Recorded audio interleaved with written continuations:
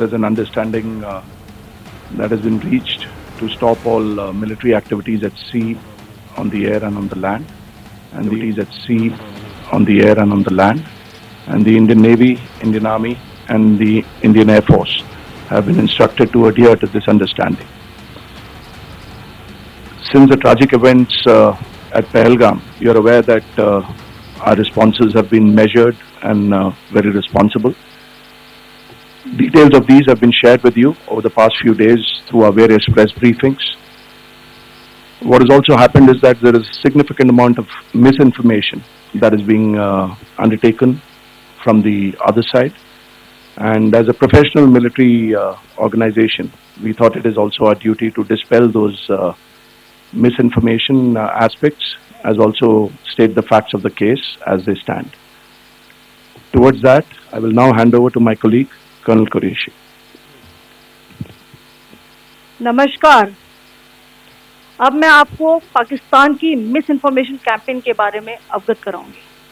पहला, पाकिस्तान ने यह क्लेम किया कि उसने अपने JF-17 से हमारे S-400 व ब्रह्मोस मिसाइल बेस को नुकसान पहुंचाया, जो कि बिल्कुल गलत है। दूसरा, उसका यह भी मिस इन्फॉर्मेशन कैंपेन था कि हमारी एयरफील्ड, जो कि सिरसा, जम्मू, पठानकोट, बठिंडा, नलिया और भुज में है, ये उसका मिस इन्फॉर्मेशन भी बहुत गलत है। तीसरा, पाकिस्तान के मिस इन्फॉर्मेशन कैंपेन के मुताबिक हमारे एम्यूनिशन डम्प्स जो चंडीगढ़ और बियास में है, उसका डैमेज हुआ, यह भी बिल्कुल गलत है। हमने आपको मॉर्निंग ब्रीफिंग में बताया था विद फैक्ट्स एंड फिगर के साथ कि ये सारी चीजें बिल्कुल सही सलामत हैं। अब मैं आपको बताना चाहती हूँ कि पाकिस्तान के एक प्रेस कॉन्फ्रेंस में ये बात की गई थी कि उनके सीनियर मिलिट्री ऑफिसर्स, जो कि पूरी तरह से ये भ्रामक है और तथ्यों से दूर है, कि पाकिस्तान की ओर से ये झूठा आरोप भी लगाया जा रहा है कि भारतीय सेना ने मस्जिदों को नुकसान पहुंचाया। मैं इससे बिल्कुल स्पष्ट करना चाहती हूं कि India is a secular nation और हमारी सेना भारत के कॉन्स्टिट्यूशनल वैल्यूज की एक बहुत प्यारी झलक है। इंडियन आर्म फोर्सेस ने पाकिस्तान को बहुत भारी नुकसान पहुंचाया, उनके मिलिट्री इंफ्रास्ट्रक्चर्स को, चाहे वो लैंड एसेट्स हो या फिर उनके एयर एसेट्स। यही नहीं, इंडियन आर्म फोर्सेस ने पाकिस्तान की एयरफील्ड स्कर्दू, जकोबाबाद, सरगोदा और बुलारी को बहुत नुकसान पहुंचाया। इसके अलावा पाकिस्तान के air defence system, radar system, उनको भी एयर स्पेस में अनटेनेबल किया।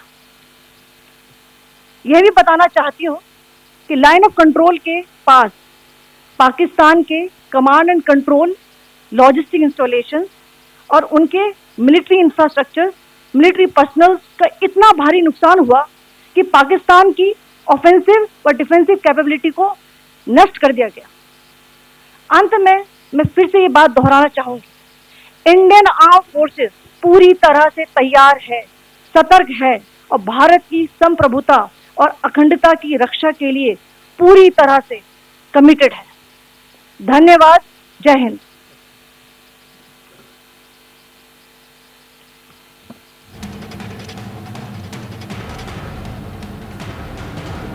Several attempts were made by Pakistan on spreading a misinformation campaign, as we have seen for the last few days.